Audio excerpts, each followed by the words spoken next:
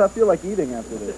Somebody's got to get back together. You'll have to come over Someone's here got to and get hug back together, please. Let me hug you, please. At least one couple is getting Let me back just hug together. you, please. Sit here for just- I'm so happy. Let me sit on your lap and hug you. Oh, it's so beautiful. And look, you wore your Dr. Kildare tie. Right, exactly. Isn't that nice? So, Howard is a very good friend. He is not normally like this. He's very kind and compassionate. right. And let me say something, too. That, Amy, where will you be appearing very soon? In Young MC's bedroom? Or? No. Never, right? No chance of You that. will never be lovers again? No, I see. ever, never. Never, ever again. Young MC, my good friend, where will you be appearing next? Great rap star Young MC, who is suing his record company, suing Amy Lynn, and probably be suing me after the show. What? No. No, seriously. What? Jones Beach tonight, Connecticut tomorrow night, and Garden State Arts Center on Tuesday. With Milli Vanilli, right? Yeah. Will they be singing or lip syncing?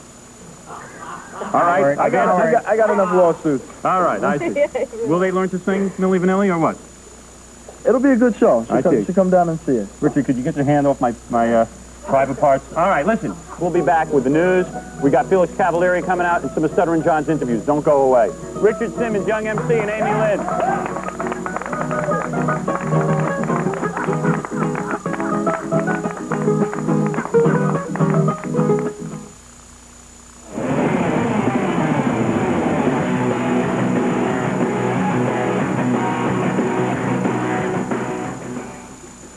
Well, aren't we having fun tonight? I got to tell you something. I am. How many friends did we just lose? I don't know, just a few. No, Young MC said it was interesting seeing Amy. He got a feeling we might bring her out. So still, we Yeah. tried to bring them together, but it didn't work out. And, of course, Richard Simmons is back there doing God knows what. But we're going to do some news for you right now? That's it, Howard. You're You know, kidding. it hasn't been a good week for Roseanne Barr. Yeah. She went to the San Diego Padres game and did the national anthem. Right. Play the tape. Okay, here it is. Roseanne Barr. See what this is all about. I kind of like her singing.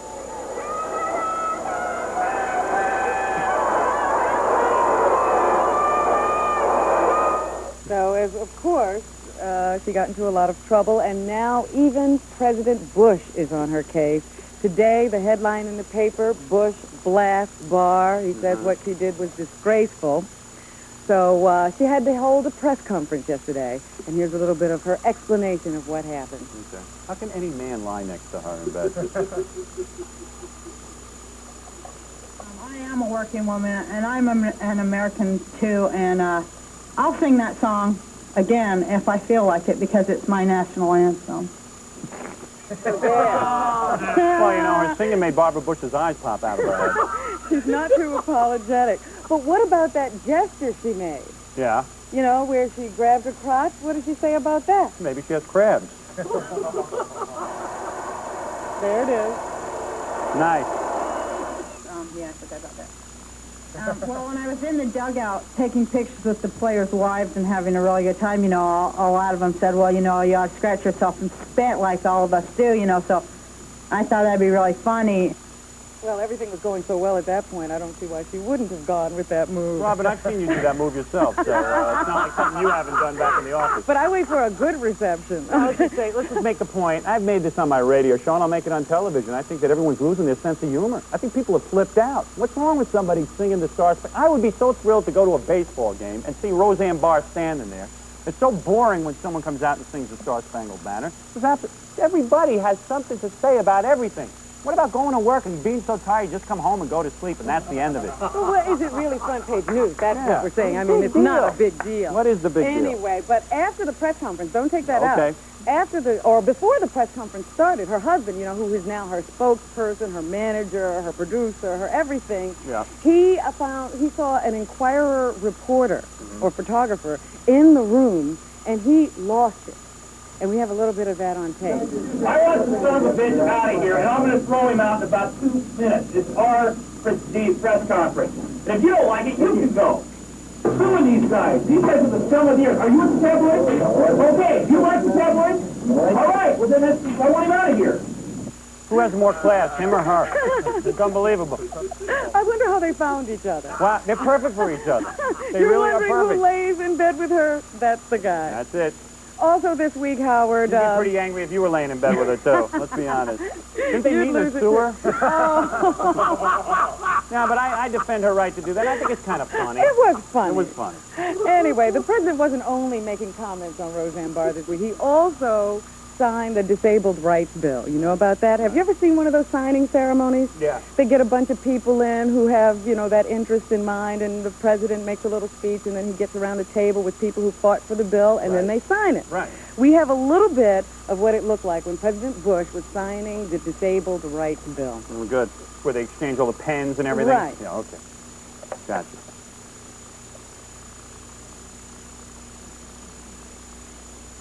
There he is signing. Now he's got to put it in this guy's foot. Oh, because the guy's disabled. Oh, no kidding. Oh, my God. Now, what is that? What is that? Well, that's just what that bill means, Howard. It means now at your office, someone will be handing you papers with his foot. No kidding.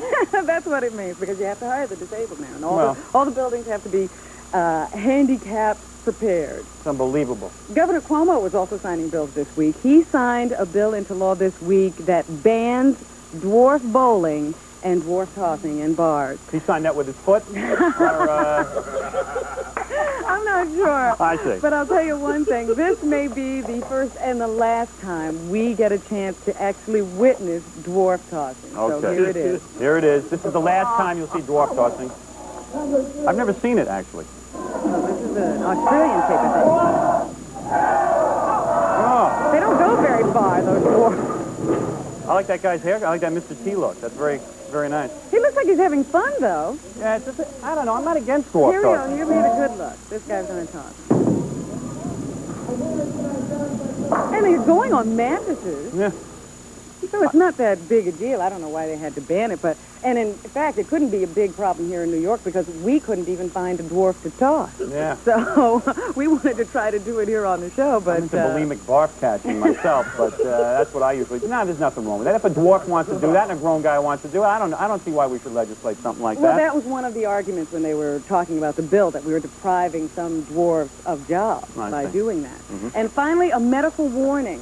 The New York Post says today that a phony doctor has been calling hospitals ordering soap suds, enemas, and rectal temperatures on many patients, mostly females. Wasn't that Dr. Jackie Martling, our very own? He's been doing this for about a year, and at least 2 hospitals have fallen victim to the scam. The good thing about it is, though, that the doctor always calls the patient to see how everything came out. No, that's nice. So- Yeah, that's good. That's what's happening. I like that. All right, we're coming right back. Stutter and John did a couple of wacky interviews. We'll be here with that. Felix Cavalieri's coming up.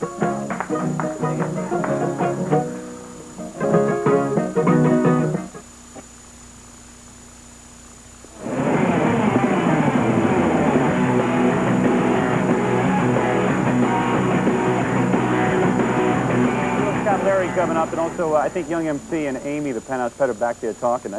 They might end up back in the sack again. We'll bring them out in a couple of seconds. But Stutter and John, greatest reporter that ever lived as far as I'm concerned. He went out again, interviewed Paul Harvey, Candace Bergen's mother, and Dick Clark. And he found them at the Emerson Radio Awards. Okay. Want to see Paul Harvey? Yeah, I've All never right. seen this. So when we sent John out to meet Paul Harvey, who's like the highest... dean of radio. And the highest paid guy in radio, Yeah. much to my chagrin. And he went up to him, and I told him, you know how Paul Harvey pauses for every word? Yeah. Like, good, day. Yeah. I told him, whenever you ask Paul Harvey a question, just keep long pauses. Here's what happened. Hi.